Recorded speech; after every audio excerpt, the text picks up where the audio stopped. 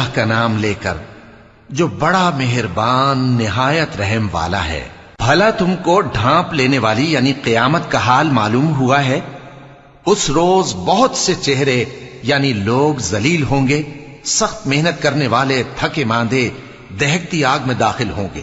ان کو ایک کھولتے ہوئے چشمے کا پانی پلایا جائے گا، ایک سخت خاردار جھاڑی کے سوا ان کے لیے کوئی کھانا نہیں ہوگا جو نہ مفید غذا بنے اور نہ بھوک میں کچھ کام آئے۔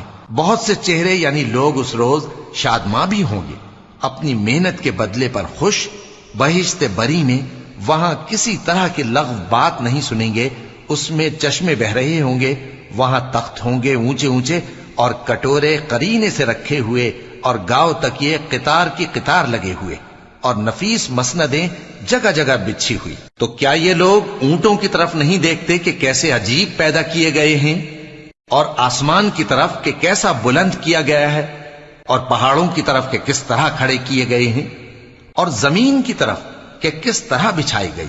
پس اے نبی صلی اللہ علیہ وآلہ وسلم، تم تو نصیحت کرتے رہو کہ تم نصیحت کرنے والے ہی ہو، تم ان پر داروغہ نہیں ہو۔ ہاں جس نے منہ پھیرا اور نہ مانا تو اللہ اس کو بہت بڑا عذاب دے گا، بے شک ان کو ہمارے ہی پاس لوٹ کر آنا ہے، پھر ہمارے ہی ذمے ان سے حساب لینا ہے۔